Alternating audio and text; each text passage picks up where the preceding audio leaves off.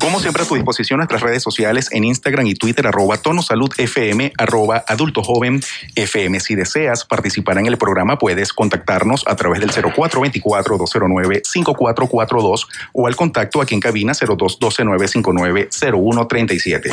Hoy nos acompaña el doctor Eliezer Melián. Él es urólogo, máster en andrología, especialista en reproducción, jefe del servicio de urología en el Hospital Vargas, aquí en Caracas, además vicepresidente de ABEMERE. Doctor, buenos días y bienvenido como siempre. Buenos días, Edwin. Gracias por la invitación. Como siempre, es un placer estar contigo aquí en este programa tan educativo, tan formativo. Gracias. Hoy un tema bien interesante: cáncer de próstata, vejiga y pene. Ahora bien, doctor, ¿cuál es la incidencia, ya entrando en tema, cuál es la incidencia del cáncer de próstata, vejiga y pene? Si tenemos algún número mundial, un número local.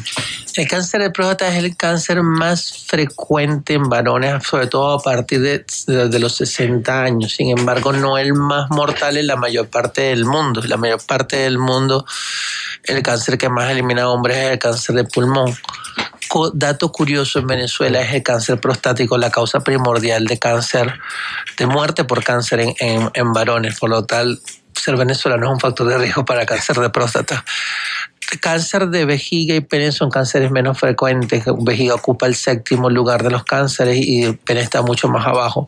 Venezuela, no siendo uno de los países con más picos de cáncer de pene, quizás el país que tiene más incidencia de cáncer de pene sería Brasil, encabezando la lista entre estos, en este grupo de enfermedades oncológicas.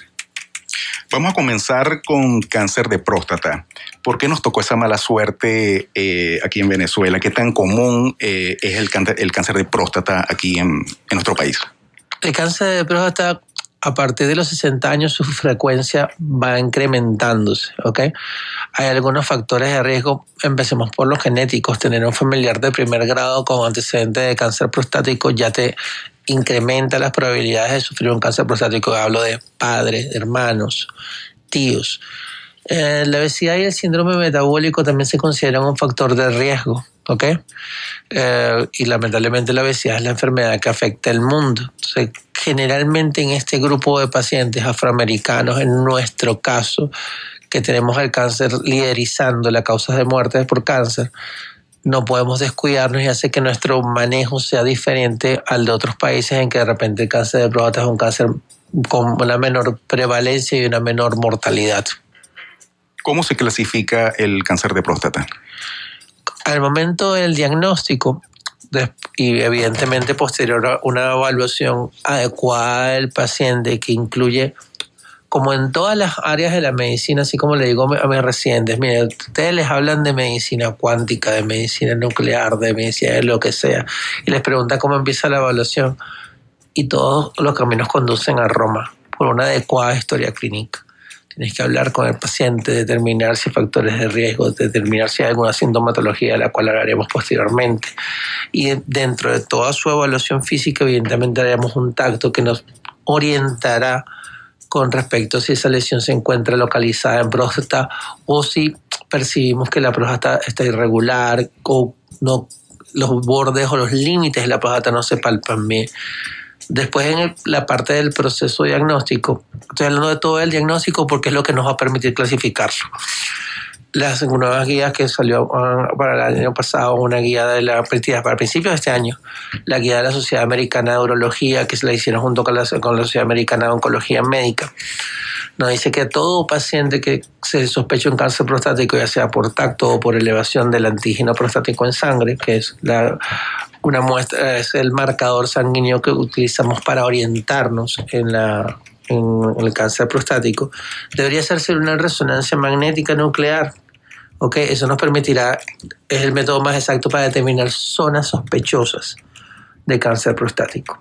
Después de eso, hacemos una biopsia que sería la confirmación del diagnóstico histológico, que es lo que nos va a decir realmente si el paciente tiene un cáncer, si no es un poco inflamatorio, si no es alguna otra cosa.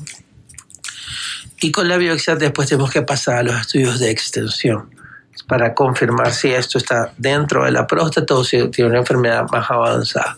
Ya con esta información podemos decir, mira, esto es un cáncer de próstata localizado, es decir, se encuentra confinado a la próstata. Esto es un cáncer de próstata localmente avanzado, salió de la próstata pero se encuentra todavía en la pelvis.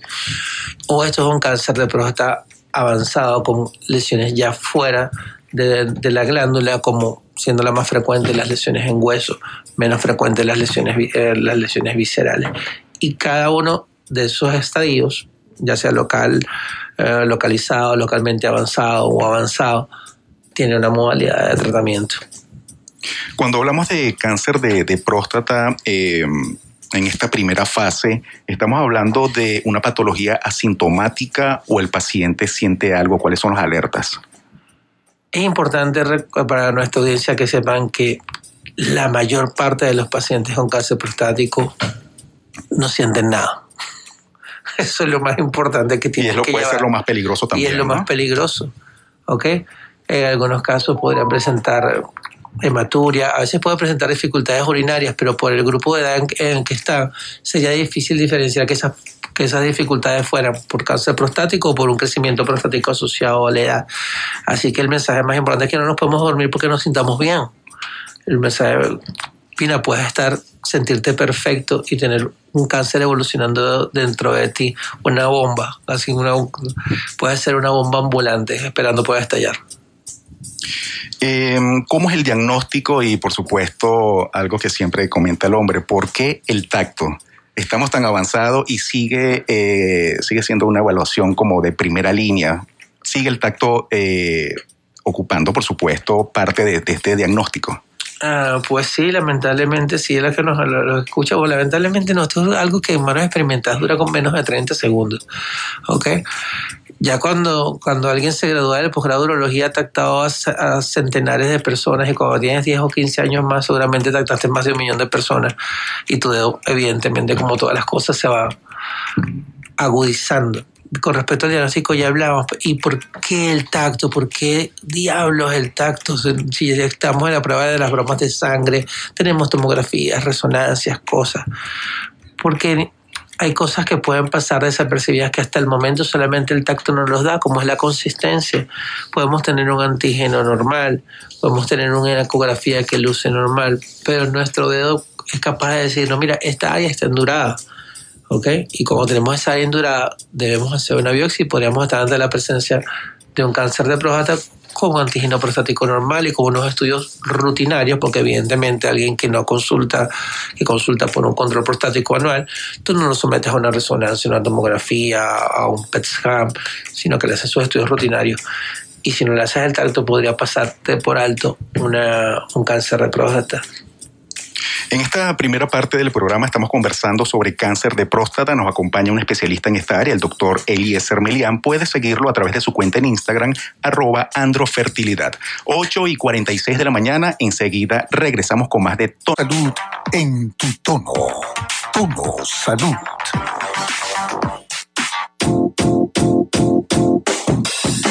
Hoy estamos conversando sobre cáncer de próstata, vejiga y pene. Nos acompaña un especialista en esta área, el doctor Eliezer Melián. Doctor, seguimos con cáncer de próstata. ¿Cuál es el tratamiento en cada estadio? ¿Todos son farmacológicos? ¿Hay farmacológicos o quirúrgicos? ¿Cómo es el tratamiento? Cuando hablamos de cáncer de próstata localizado, se analizan diversos factores para categorizarlos en cánceres localizados de bajo riesgo, de riesgo intermedio y de riesgo alto de progresión, ¿no? Generalmente los de bajo riesgo podríamos plantear inclusive una vigilancia activa, que es seguir al paciente, monitorizarlo cada 3 a 6 meses a través del tacto, del antígeno prostático. Se realiza una nueva rebiopsia anual para ver si no ha cambiado el patrón histológico. Así disminuimos los efectos colaterales de las terapias más activas. Para los riesgos intermedios generalmente se sugiere o cirugía, que incluye la remoción de la próstata, las vesículas seminales, que es lo que se llama una prostatectomía radical, la radioterapia externa, que hay varias modalidades, una de ellas es la de intensidad modulada, conformada. ¿Qué significa esto? La radioterapia básicamente es una modalidad de tratamiento que quema células, por decirlo de una manera que sea entendible. Conformada es que primero haces como una tomografía del individuo, puedes ver la próstata, puedes planificar dónde vas a colocar los rayos. Y en densidad modular es que podemos dar en donde tenemos el centro de la lesión una mayor cantidad de radiación e ir disminuyendo a medida que nos vamos alejando del tumor. ¿Por qué nos interesaría eso? Porque disminuiríamos los efectos colaterales, que son entre otros, en el caso de la radioterapia, la proctitis o inflamación del recto, la cistitis, inflamación de la vejiga.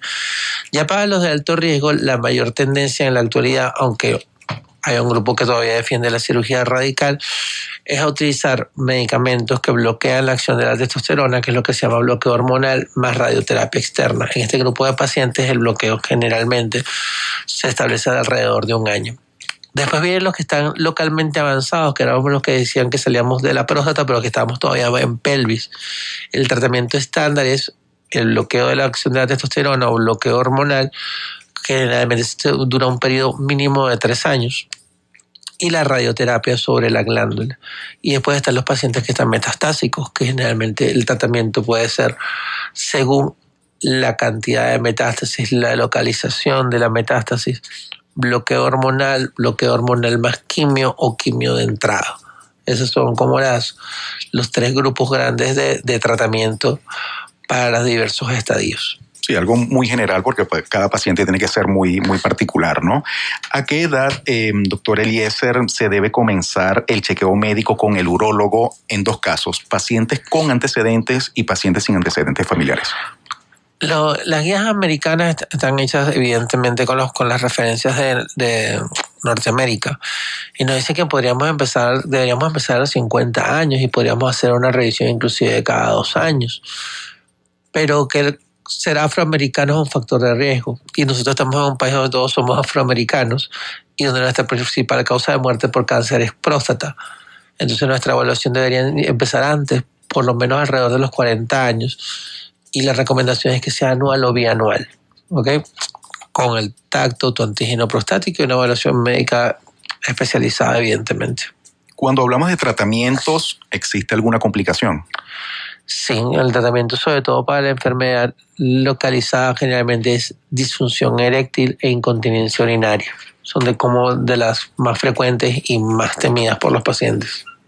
Estamos conversando con el doctor Eliezer Melián. Él es urólogo máster en andrología, especialista en reproducción, jefe del servicio de urología del Hospital Vargas aquí en Caracas, además vicepresidente de ABMR. Puedes contactarlo a través de @androfertilidad.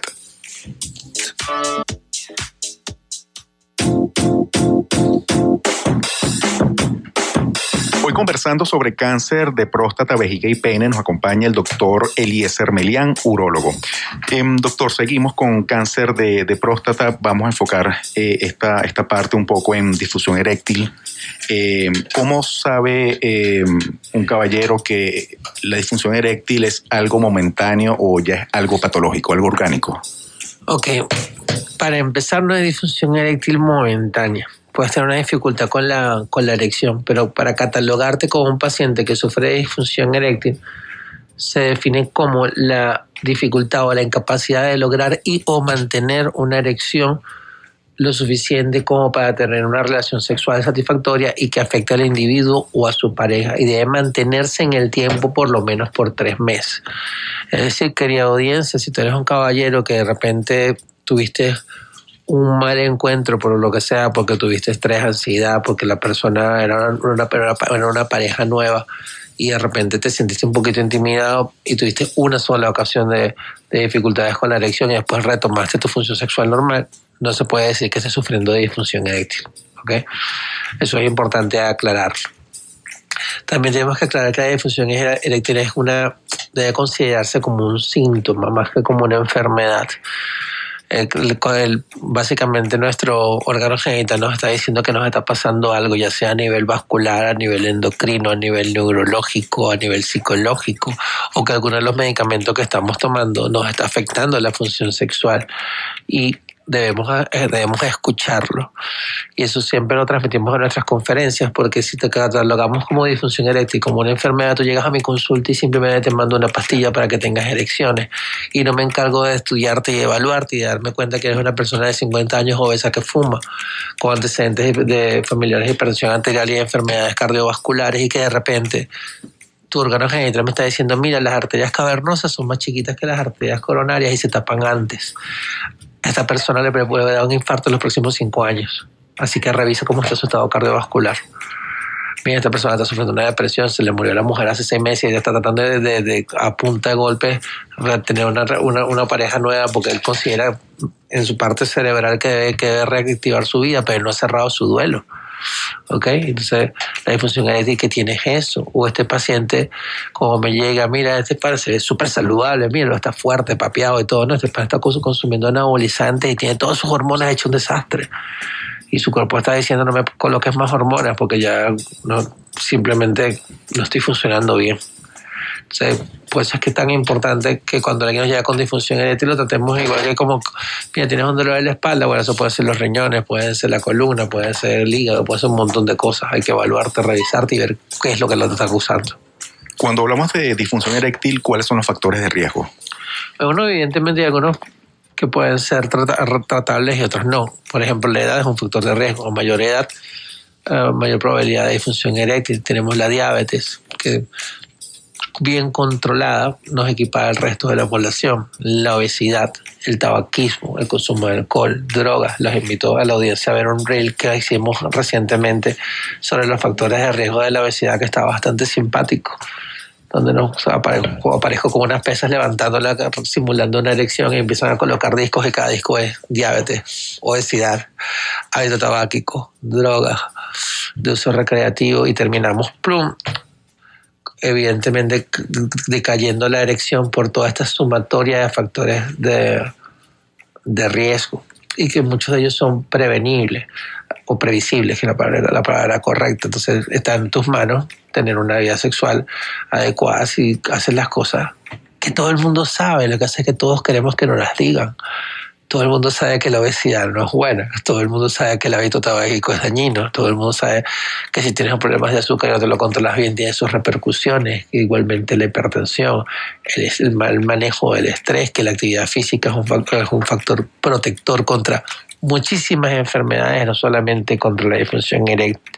Y un mensaje muy importante. Señores, estamos en el mes azul. Este es el mes de la prevención. Este es el mes del varón. Este es el mes de la prevención del cáncer prostático, testicular, y el mes de la prevención contra la inactividad lo incluyeron también, ¿ok? Y también se hacen campañas con respecto a la salud mental, porque las tasas de suicidio más altas son en hombres. Entonces este es un mes de concientización en general del varón, ¿ok? Podemos ser igual de machos, pero ser unos machos saludables. Es así. Hablando de esto, y bueno, ya para finalizar lo que es la disfunción eréctil, ¿cómo se trata la disfunción eréctil y qué opinas tú estos caballeros que posiblemente no traten la patología base, sino que toman frecuentemente fármacos para la disfunción eréctil, sin tratar la base con un urólogo? Bueno, si tomas fármacos sin tratar la base y te pasa el caso como el que te acabo de comentar de la enfermedad cardiovascular, funcionarán un tiempo, después te darás cuenta que no te están funcionando bien y un día de estos amanecerás con un infarto y será mucho más difícil que recuperes tu función sexual.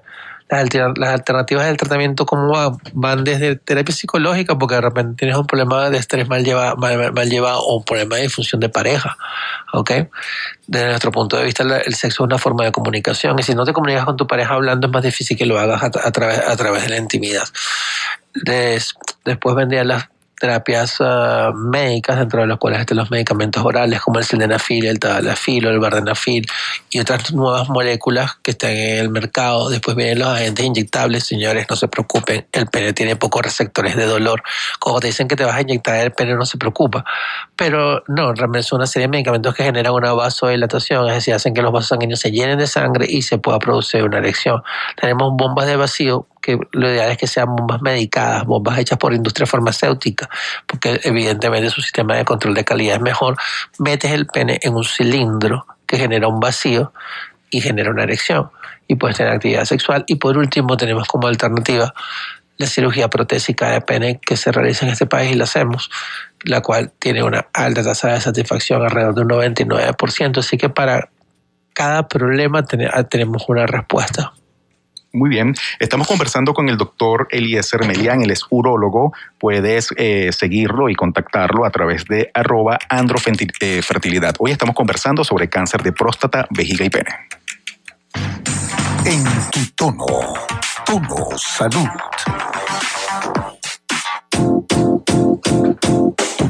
Hoy estamos conversando sobre cáncer de próstata, vejiga y pene. Nos acompaña el doctor Eliezer Melián. Doctor, aquí nos hacen una pregunta a través del 0424-209-5442. Fui operado de un carcinoma uroterial de alto grado en septiembre del 21. Soy discapacitada por un astrocitoma en médula espinal y uso sonda fija. Hasta el día de hoy noto que algunos de mis traslados me salen coágulos pequeños en sangre coloreando la orina. ¿Esto es normal? Ok, tu antecedente es muy importante. Ya tuviste para nuestra audiencia un carcinoma uroterial de alto grado, un carcinoma superficial de vejiga. A grosso modo, las lesiones de vejiga se clasifican en superficiales y músculo-invasivas. De la vejiga tiene un músculo que es el que permite que sea capaz de relajarse y llenarse de orina o de contraerse y vaciarse durante la micción. Un superficial significa que agarró la parte superficial no tomando el músculo. Un alto grado significa que tiene una probabilidad de invasión mayor a que si fuera un bajo grado. Eso medita un control que es relativamente periódico. En la mayor parte de los cánceres de vejiga se recomienda un control cada 3 a 6 meses durante los primeros 2 años. Entonces tu situación es particular, no es como si usaras una sonda solamente. Ya eso, el hecho de que tengas un antecedente de una lesión de alto grado, es importante que si no te has hecho el control, te hagas tu control cistoscópico para ver cómo está eso. Para el resto, que hay muchos pacientes en este país esperando turnos quirúrgicos para ciertas cirugías prostáticas, ciertas cirugías vesicales. El cateterismo vesical crónico, llámese cargar una sonda de manera permanente, genera un proceso inflamatorio a nivel de la vejiga, que en algunos pacientes puede hacer ver que se vean como restos saliendo de la vejiga, como material, a veces puede causar sangrado. Y hay literatura que respalda que cuando tenemos mucho tiempo, esta inflamación crónica podría ser el punto de origen de ciertos carcinomas diferentes a los uroteriales, como el adenocarcinoma de vejiga, que no es un cáncer de los más frecuentes. Así que mi principal recomendación, mi señora, es que si no se ha hecho el control endoscópico, por lo menos este año, se haga su control endoscópico para que pueda estar tranquila. Ok, la misma persona pregunta, ya con esto entramos en cáncer de vejiga. ¿Qué ocasiona el cáncer de vejiga? ¿La sonda fija es un riesgo? Creo que parte de esto respondimos ahorita. Ya lo de la sonda fija ya lo respondimos. Saber cómo la causa generalmente es multifactorial. Hay una serie de factores, valga la redundancia, de riesgo. Es más frecuente en varones. El hábito tabáquico quizás es el factor de riesgo que más se asocia al cáncer de vejiga. Algunas sustancias utilizadas como agentes alquilantes, que también se utilizan en algunos pesticidas, los agentes que están en los colorantes, los tintes de cabello. Hay una enfermedad parasitaria que es por schistosoma, que se dan a nivel de Egipto, cada cosa que es rara en nuestro medio, que puede causar o ser pionera para un primer paso para un cáncer de vejiga. Pero nuevamente, el origen como tal generalmente es multifactorial y son una serie de factores de riesgo, dentro de los cuales inclusive podría haber factores de riesgo genéticos, de los cuales la mayor parte no la conocemos hasta en este momento. ¿Cuántas etapas tiene el cáncer de vejiga? Eso es con respecto a la estadificación. Generalmente, como les comentaba hace unos minutos, a grosso modo, la vejiga tiene como una capa mucosa o una capa superficial, el músculo y la capa más externa.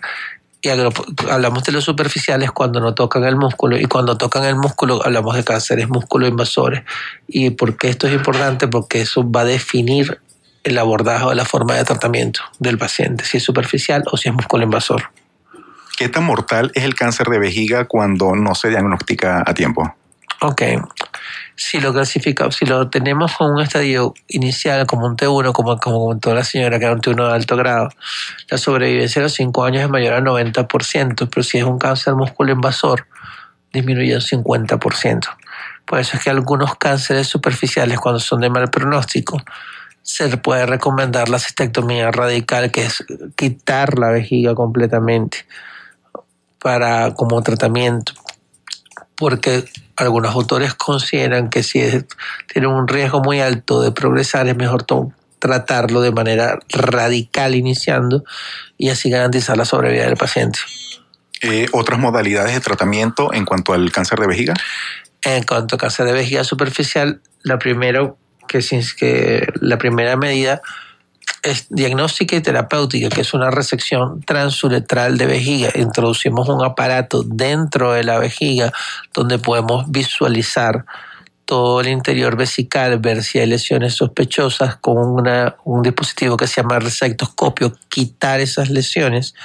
Podemos hacer inclusive un mapeo de áreas en donde no se ven lesiones, pero que para saber si pueden haber lesiones tipo carcinoma in situ, que a veces no son tan manifiestas desde el punto de vista óptico.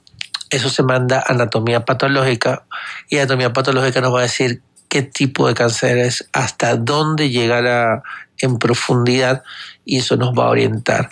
A estos pacientes se les puede ofrecer la posibilidad de quimioterapia intravesical si es una lesión superficial en las primeras 24 horas, dentro de las cuales el esquema con mitomicina es el más frecuente. Y a aquellos pacientes que tengan lesiones con mucho riesgo, con alto riesgo de progresión, se les da inmunoterapia con Bacillus calmette-guerin, con el mismo de la tuberculosis, con BCG intravesical. Ok, con esta pregunta que nos hacen a través del 0424-209-5442 terminamos este segmento. ¿La masturbación qué tan efectiva es para anular la hiperplasia prostática? ¿Es un mito? ¿Una realidad? Realmente el efecto de la masturbación y de las relaciones sexuales es más mito que otra cosa. Okay, algunos decían que tenía un efecto protector, algunos decían que lo contrario, que tenía un efecto deleterio, que a la gente que tenía mucho sexo le daba cáncer, le daba inflamación prostática, pero lo cierto es que no hay nada científico bien estudiado, porque imagínate, tendríamos que hacer un estudio de miles de hombres haciendo un seguimiento por 5 años, por lo menos, en que los pongamos a masturbarse X cantidad de veces que considere la estadística que es la apropiada, y ver cuántos de ellos, después de haber excluido otros factores de riesgo, desarrollaron una hiperplasia prostática, o cuántos de ellos desarrollaron un cáncer. Así que realmente una masturbación ocasional no creo que te haga ningún daño. Puedes seguir practicando. Hoy nos acompaña el doctor Eliezer Melián. Él es urólogo, máster en andrología, especialista en reproducción, jefe del servicio de urología del Hospital Vargas aquí en Caracas, además vicepresidente de ABMR. Puedes contactarlo y seguirlo a través de @androfertilidad. Doctor, ya conversamos sobre cáncer de próstata, cáncer de vejiga, ahora vamos a conversar sobre cáncer de pene. ¿Qué tan frecuente es este tipo de cáncer? Y aquí en Venezuela, ¿cuál es la estadística? Realmente, gracias a Dios, es uno de los cánceres menos frecuentes, y digo gracias a Dios porque es uno de los más mortales. ¿Okay? Sus factores, generalmente la modalidad histológica más frecuente es el carcinoma epidermoide de pene, que tiene tendencia a ser muy agresivo. Los factores de riesgo generalmente son casi los mismos factores que para las ETS: la promiscuidad, el recambio constante de pareja, el poco aseo, el antecedente de enfermedades infecciosas. Entonces, ante este estrato social bajo, esto es una enfermedad que generalmente es de estrato social bajo.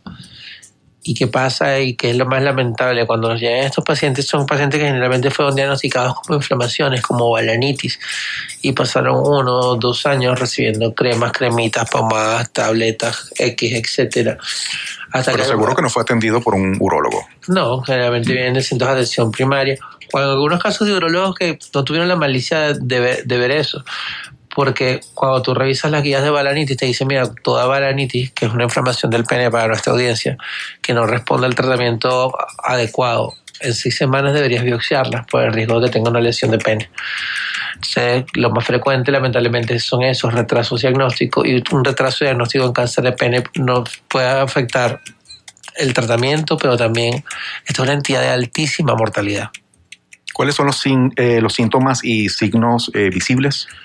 A veces puedes tener una lesión plana con un área roja, como dirían los dermatólogos, eritematosa, que no sea con el tratamiento convencional, que simplemente, mira, ya le colocamos antifúngicos, le colocamos antibióticos y sigue sin responder, y es una lesión plana. A veces tenemos una lesión muy elevada, muy característica, quizás úlcera necrótica, a veces puede presentarse como una úlcera, ¿ok?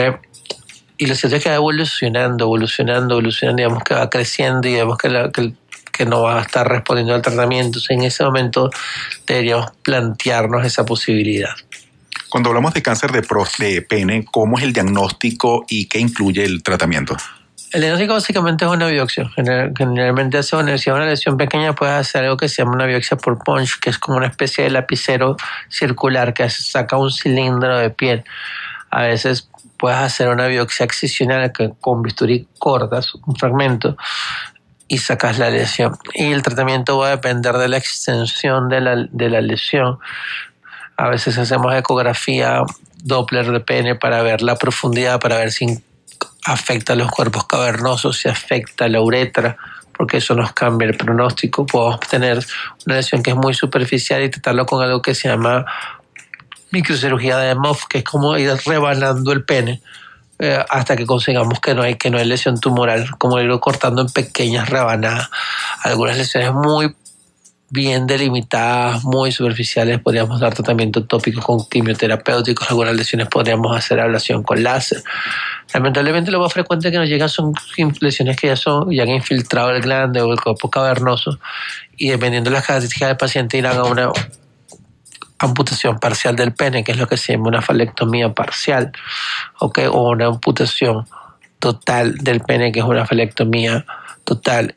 Y por donde orina, generalmente los colocaríamos, se le hace algo que se llama una uretrostomía perineal. Orinan por el periné, debajo del escroto, orinan sentados. Este es el fin de la vida, ¿no? Hay procedimientos reconstructivos que pueden hacerse a posterior, y con el mensaje para todos los pacientes es que mientras hay vida hay posibilidades, y a través de diferentes técnicas que se hacen en conjunto con los cirujanos plásticos podemos, a través de la piel del brazo o de otros órganos donantes de tejido, poder construir un neopene. Y si va a tener erección, bueno, generalmente lo primero que hacemos es construir el pene, generar una uretra que sea funcional para que el paciente pueda orinar de pie nuevamente, y después podemos colocar una prótesis peniana para que ese paciente pueda tener una vida sexual activa. Es una cirugía bastante parecida a la que se hace la cirugía por reasignación de sexo. Muy bien, estamos en el mes de noviembre azul, es el mes de la concientización para prevenir el cáncer de próstata. Nosotros le agregamos como tema, y aprovechando por supuesto tu experiencia clínica, vejiga y pene, pero también tienes una maestría en andrología y quería aprovechar la oportunidad para conversar un poco sobre la infertilidad. ¿Qué es la infertilidad y cómo sabemos si tenemos un problema de infertilidad? Ok, la infertilidad, según la Organización Mundial de la Salud, que cambió su definición o la amplió a partir de 2019, es una enfermedad. Esto fue un cambio importante, aunque parezca que le añadieron una sola palabra. Esto tiene una connotación tanto psicológica como económica, porque las empresas aseguradoras no la reconocían. Entonces, ya en algunas partes del mundo se está dando el hecho de que al considerarla como enfermedad puedan ser reconocidas. Segundo, era muy difícil para los pacientes entender que estaban sanos si no podían embarazar. Entonces no estoy sano. Porque si no, tú estás perfecto, lo único que no puedes embarazar, entonces no estoy perfecto. Entonces, esto es una enfermedad del sistema reproductor que se caracteriza por la dificultad o la imposibilidad de lograr un embarazo después de un año de relaciones sexuales frecuentes sin el uso de ningún método anticonceptivo. ¿Por qué el año? Porque según las estadísticas, el 85% de las parejas saldrán embarazadas un año después de relaciones sexuales frecuentes. Y se estima que la otra mitad de los que no pueden lograr el embarazo, la mitad lo harán en el segundo año. Entonces, esto es un problema que se estima que alrededor del 20% de la población mundial podría tener problemas de infertilidad, aunque hay un subregistro importante porque hay algunos que simplemente deciden no tener familia, o no se estudian o no consultan y simplemente no me tocó, y bueno, si la gracia de Dios era que no tuviera hijos, no hay ningún problema, pero se estima que hay un subregistro importante. Ahora, claro, el otro tema, 20% es bastante. 20% es bastante.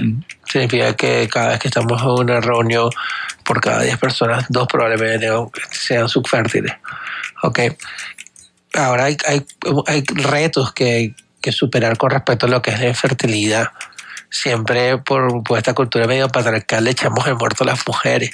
Y tú veas que a las mujeres le hacían todo, le hacían exámenes hormonales, ecográficos, histerosalpingografía. Y el hombre no se hacía nada. Le leían los caracoles, la llevaban para Virongo, para lo que fuera. Eso es culpa tuya. Y esta mujer, bueno, estamos en una sociedad tan patriarcal que hasta hace nada se decía que esta mujer no me da hijos varones. Y tú ves las películas de los tronos y los tipos de los reyes y los tipos votaban a las mujeres porque no le daban hijos varones cuando el hombre se queda de sexo. Porque la mujer lo único que sale de un óvulo es X, porque las mujeres son XX. Así que el que coloca el sexo es el varón. El que puede colocar un espermatozoide X, un espermatozoide Y. ¿Y por qué hablamos de esto? Porque, señores, 50% de las causas de la infertilidad son atribuibles al varón de manera directa o indirecta y 25% son solamente tú y nadie más que tú, así como las canciones. Entonces, es importante una valoración adecuada, una valoración conjunta de la pareja, porque la fertilidad es un problema de pareja. ¿Por qué? Porque de repente tú con tu pareja actual te costó un mundo tener un niño, o no pudiste tenerlo. Ponte que tengas una pareja contemporánea y tu pareja actual tiene 35, 38 años, que ya empieza un declive reproductivo. Pero de repente Dios no lo quiere, terminaste con tu relación y tienes una pareja de 26, súper fértil. Entonces, tu fertilidad que era moderada se compensa con la pareja de 26 que es una máquina nueva, con unos óvulos mucho más nuevos, más frescos. Y Edwin tiene 3 hijos ahora, ¿viste? El problema era ella, el problema era la pareja anterior, es que por eso fue que me separé. Entonces hay que entender que esto es un problema de pareja y que generalmente es la sumatoria de los factores de tu fertilidad y de la fertilidad de tu pareja la que está siendo determinante. Por eso es que es importante que los dos se vean, de manera simultánea. Y una cosa muy importante, ya desde el año pasado las nuevas guías incluyen la edad del varón como un factor de riesgo, que antes no se consideraba. Los hombres somos machos y podemos tener hijos hasta los 70, los 80, los 100 años. Pero ¿cuál es la edad en este momento? Se considera que a partir de los 40 años se empiezan a presentar dificultades para la fertilidad, de menores tasas de éxito en las terapias de reproducción asistida, mayor probabilidad de pérdida gestacional recurrente. Y la pregunta que nos decían, ¿puedo tener un hijo con trastorno? Sí, hay mayor riesgo de cromosomopatías como síndrome de Down, síndrome de Klinefelter, mayor riesgo de enfermedades psiquiátricas como autismo, trastornos del espectro autista, esquizofrenia. Por lo cual, la semana pasada tuvimos el Congreso de Medicina Reproductiva y uno de nuestros expositores, el doctor Luis Baza, decía, bueno, cuando tenemos un paciente que puede considerarse un varón añejo también, por encima de los 50, 60 años, quizás no deberíamos demorar tanto el procedimiento diagnóstico, no esperar un año de relaciones sexuales, sino empezar a evaluarlo a partir de los 6 meses o antes, como hacemos en el caso de las mujeres, que si tienen más de 35, están entre los 35 y los 40 años, la evaluación empieza a los 6 meses, y si tienen más de 40 años la evaluación empieza inmediata, o en los pacientes oncológicos, que la evaluación es inmediata cuando hay criterios para criopreservar, para congelar semen o congelar óvulos y que estas personas tengan una posibilidad después de sobrevivir al cáncer de tener una familia. Muy bien. Doctor, 9:52 de la mañana, ya se nos está acabando el espacio. Muchas preguntas seguramente van a quedar para otro programa. Pero no quiero despedir este segmento y el programa sin conversar rápidamente. Ahora eres vicepresidente de ABEMERE. ¿De qué se encarga ABEMERE? ¿Qué ha hecho en este tiempo y cuáles son los proyectos a futuro? En mi conocimiento, el primer vicepresidente urólogo. La Asociación Venezolana de Medicina Reproductiva agrupa a todos los especialistas del área de fertilidad que por muchos años han sido ginecólogos, biólogos y dueños de centros de reproducción asistida. La mayor parte de la historia de las juntas directivas de ABEMERE son ginecólogos o biólogos. ¿Okay? Los urólogos hasta no hace nada no se habían involucrado mucho en esta área. Por eso fue que nuestro programa formativo de Androfertilidad inició en 2015, porque no había nadie que lo formara. Entonces desde 2015 hasta acá hemos estado trabajando en que cada vez que haya más generaciones de urólogos involucrados en una adecuada y correcta valoración del varón infértil. Sé que promueve esta sociedad, como todas las sociedades científicas, que se generen espacios de saber cursos, programas formativos, congresos, conferencias que permitan que las personas que se dedican a esta área sigan creciendo en conocimiento, captar nuevas generaciones de especialistas que en el caso de la medicina reproductiva, que siempre se vio así como algo un poquito más remoto, más elitesco, porque realmente llegan al círculo de medicina reproductiva, llegar no es fácil porque tuvo una serie de requerimientos tecnológicos y de espacio físico y de formación que involucraba una inversión importante en tiempo y en dinero. Pero queremos que sea una sociedad cada vez más inmersiva, en que la cual los ginecólogos que se van graduando puedan irse familiarizando, puedan irse formando y cada vez abriendo más puertas y evidentemente conectando más gente, conectándonos más biólogos, conectando más urólogos y generando un mejor ejercicio de la medicina reproductiva de este país. Pero eso me parece interesante por lo que comentaste hace un momento. Cuando hablamos de fertilidad es un problema de pareja. Mujer-hombre, que estén unidos ginecólogos y urólogos, me parece que es una buena dupla. Y una cosa que siempre digo en mis conferencias, esto es un problema de pareja que resuelve un trío. Un ginecólogo, un urólogo y el que hace la magia detrás de las telones, claro, que es el biólogo, que es el que manipula tus gametos, el que se encarga de hacer tu FIP, de hacer tu ICSI, de hacer todo lo que tú no ves antes de que lo puedas tener en tu vientre y puedas llamarlo Pedro, Juan o Carlos. Muy bien. Bueno, 9:55 de la mañana. Doctor, como siempre, es un placer tenerte aquí. Gracias por este contenido, gracias por acompañarnos. ¿Cuál sería tu último mensaje para todas estas personas que nos sintonizan a esta hora? 2, rápidamente. Mes azul, concientizar. Acude al médico, hazte tus evaluaciones, cambia tus hábitos que sean determinantes para cómo será tu vida más adelante. Y con respecto a la parte de la fertilidad, señores, ser padre es un oficio más que una cualidad. Ser padre es el oficio de dar amor, límites, responsabilidad, cariño, afecto. Y desde esta filosofía es la que siempre le planteo a mis pacientes, que si somos capaces de hacer eso por otro ser humano, todos podemos ser padres. Así que hay una alternativa para todo. Gracias. No anuncié tú, ¿en dónde estás ubicado físicamente, Eliezer? Grupo Médico Santa Paula. Me pueden ubicar y pueden ubicar, como ya he comentado, de Androfertilidad por Instagram. Mi sitio web es androfertilidad.com y por donde me busques Androfertilidad. Muchísimas gracias, como siempre bienvenido. Hoy nos acompañó el doctor Eliezer Melián, él es urólogo máster en andrología, especialista en reproducción, jefe del servicio de urología en el Hospital Vargas, aquí en Caracas, además vicepresidente de ABEMERE. Puedes seguirlo, puedes contactarlo a través de Androfertilidad. Con esta información llegamos al final de este espacio, agradeciendo a todas las personas que nos sintonizaron a esta hora, a todas las personas que nos contactaron a través del 0424-209-5442 y como sábado a sábado, todos los fines de semana, aquí en el estudio, como siempre, acompañado con una maquinaria de profesionales en el control técnico Antonieta Vega, en la grabación, edición y montaje César Mesori, en las redes sociales Claudette Pérez y Santiago Torres, en la producción de Tono